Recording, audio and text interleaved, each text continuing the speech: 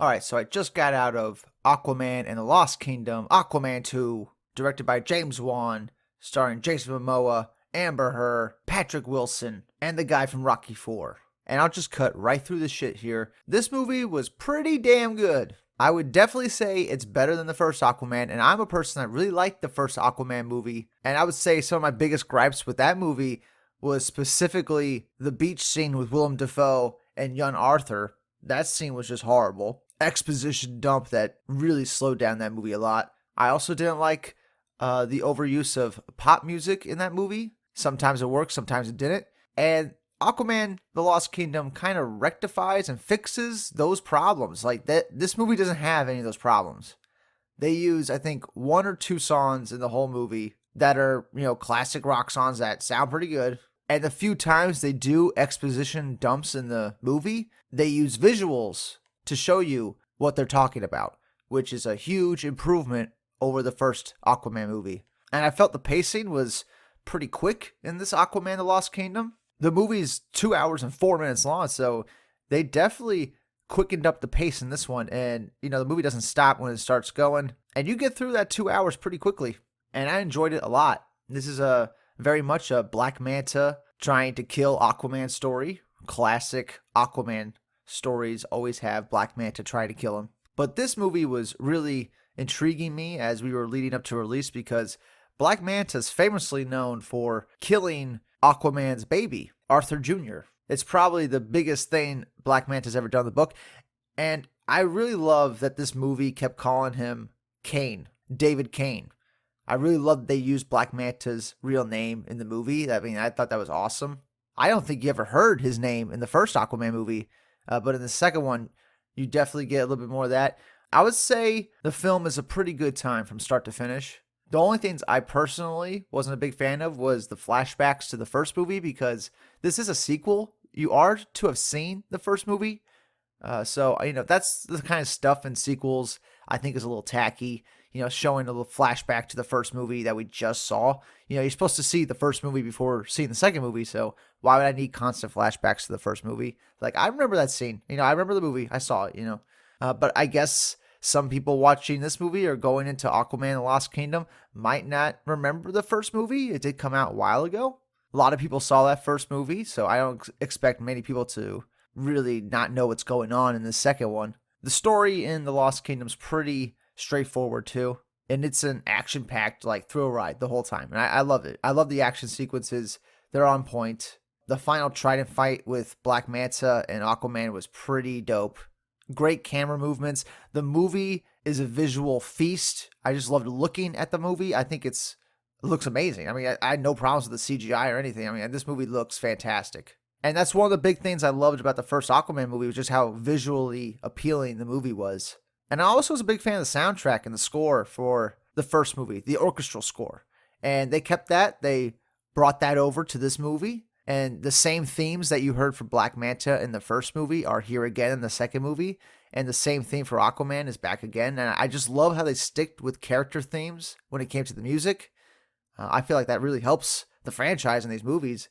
I would really love another movie too, because this was a great Aquaman movie. It fixed all the little problems that you had with the first movie, and you could just sit back and enjoy this action thrill ride.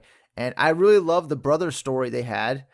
This movie's about siblings and loving your siblings and stuff like that. I think that's one of the main crux of the movie. And Patrick Wilson, Ocean Master, is the only one that can find Black Manta. So Arthur, Aquaman, has to go break Orem out of prison, and together they can go find where Black Manta is holding up. And I love the buddy cop aspect of the movie, this adventure with these two brothers, and Orem still hates Aquaman, and Aquaman is the perpetual happy-go-lucky character, I guess you could say, of the movie, and Orem is the pessimistic one of the two, and it just makes for a good chemistry clash, and I just enjoyed watching them both on screen at the same time. I felt like their chemistry was really good. I actually looked at some reviews for this movie before going in. I was a little shocked to see it has a 38% on Rotten Tomatoes. Critics hate this movie. They gotta be smoking crack because there's nothing truly wrong with the movie. I feel like everybody had a good chance to shine. Amber Heard's Mira, if you don't like her for some reason, maybe that is a reason why you would not like the movie. But still, that's really unfair because you can't blame the movie for something that happened outside the movie that had nothing to do with the movie. And personally, I think the whole Amber Heard, Johnny Depp thing is a little ridiculous anyway. They both were shitty people in a toxic relationship, being abusive to each other. And just saying that right there might lose me subscribers because people really hate Amber Heard for some reason. But I didn't mind her in this movie. I thought she did her job. She's not in the movie that long. I saw some reviewers saying, oh, she has a lot of screen time in this movie. I'm like, no, she has less than 20 minutes total, like less than. Yeah, she barely has any lines too. I think she has like 3 or 4 lines. Like, this is not that much. And most of her lines come in the third act. Near the beginning of the movie, she gets sidelined by Black Manta. He fucks her up. And then she's kind of gone until the third act. So I don't know what people are talking about. She didn't have more screen time. She probably had this amount of screen time the whole time. You know what I'm saying? Like just less than 20 minutes. Like that's pretty much all she had. And yet I feel that that is a reason people, or critics especially, are not liking the movie because of Amber Heard. I really don't think it has anything to do with the movie because I'm watching this movie and it's fine. You know, there's nothing wrong with it. It's a bombastic comic book action movie that has the same type of comedy sprinkled throughout, just like the first Aquaman movie. It has the same tone, really, as the first Aquaman movie, too. Like, it's nothing dramatically different. But I would say that I feel like the script's a little tighter in this new one. It definitely moves at a faster pace. And there's no awkward scenes in this new movie like there was in the first Aquaman movie. I will go back to that beach scene from the first Aquaman movie. That scene was horrendous. There's nothing even close to that in this new Aquaman movie. So I don't know what people wanted. Like, what else could they have done? I feel like they did a great job. I feel like James Wan definitely deserves another Aquaman movie. They should definitely continue this. I mean, there's nothing wrong with it. And people will always say there's plot holes in every fucking film. And there's probably plot holes in this one, but they weren't apparent enough. They weren't big enough to pull you out of the goddamn film. They weren't big enough for me to even notice them, if there was any. The music was good. Even the couple songs that they put in the movie were good songs that fit the scenes. And this is the last movie in the DCEU. The next DC movie we're going to get is going to be in 2025. So we got a year before we get another DC film. Over a year. Almost a year and a half. And this is technically the ending of this universe. This Justice League universe that Zack Snyder started but couldn't finish. And, you know, it's a good movie. And I'm a little sad that we probably aren't going to get a third movie because this movie's not going to make a lot of money. I know a lot of people are expecting it to make money, but I don't think that's going to happen. It's not going to make $1 billion like the first movie. It'd probably be lucky as hell to make half that because people just aren't interested in these DC movies because they know they're ending. There's no point in getting invested in this universe.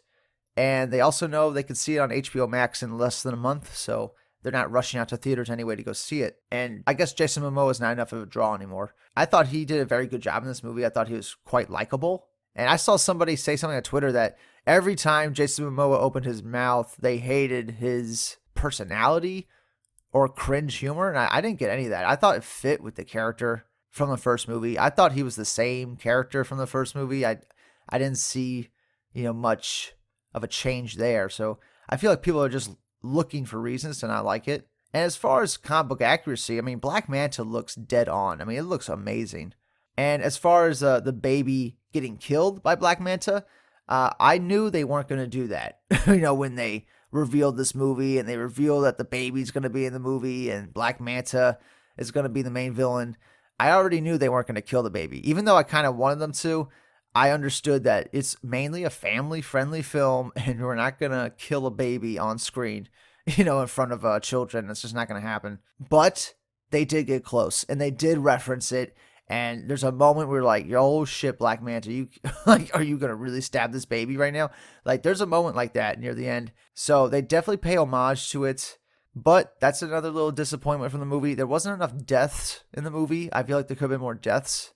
You could have killed off Orem, you could have killed off Mira. You could have killed off Aquaman's dad. I mean, there's plenty of characters that could have got offed in this movie, especially because we're probably not getting Aquaman 3 and they're not going to continue with this, universe here. So they really could have did anything they want and they still kind of set it up for a third movie. They kept characters alive to continue the story. Like by the end of it, it didn't really bother me that much. I kind of like the movie. I really like it more than the first Aquaman movie. And I really liked that first Aquaman movie. There was nothing that took me out of the movie like the first movie did. There was a couple scenes in the first movie that just take me right out of it every time. But this one, there's nothing like that. I want to watch it a few more times, but after this first viewing, I'm like, this movie's fine. Like, this movie has lots of good action. Black Manta's a badass in it. The fight scene at the end is badass. Aquaman and Orem doing their buddy cop adventure was fun to watch, and I would love to see them again. They had really good chemistry. So, I don't know what people were expecting. This is one of those times where I completely disagree with the critical score of the movie. Sometimes I do agree, like Godzilla -1. I feel like everybody's on the same page with that movie. Like, it is a great movie. It deserves all the, critical scores it's getting and audience scores. But then you get something like Aquaman, which is pleasant. It's fine. There's nothing to object about with the movie. And yet it's getting trounced. Like, it's like a piece of shit. And I'm like, what the hell is wrong with people? Like, it's like critics are like completely bipolar. Like, just based off the visuals, like, this movie is really good. Like, it's a visual feast. And it sounds great. And the characters have good chemistry. Like, I don't know what more they could have did. But then again, there might be some agenda against these DC films because the universe is ending and they're not leading to anything. So, why give them any praise at all when you can just be like, there's shit. Don't bother. Wait till the new stuff comes out, in 2025, There might be a little bit of that at play with some of these critics and audience members that are watching these movies. Did Aquaman make me cry like The Flash did? No. Could they have took Aquaman to those places? Of course, but I just think they wanted to make an action-packed, pleasant movie that families could take their kids to during Christmas time and stuff. And that's kind of what you got. And I liked it better than the first movie. So, yep, that's my thoughts on Aquaman. Did you watch Aquaman the Lost Kingdom? Let me know in the comments below what you thought of it. And if this is the end of the DCEU, it's fine with me. I feel like it ended on a good note. Aquaman the Lost Kingdom is a fine film. It's a fine film. I wouldn't say it's the greatest film of all time, but it's definitely worth watching and definitely entertaining and definitely better than the first movie. So, yep, that's it for now. I'll see you all in the next one. Bye-bye.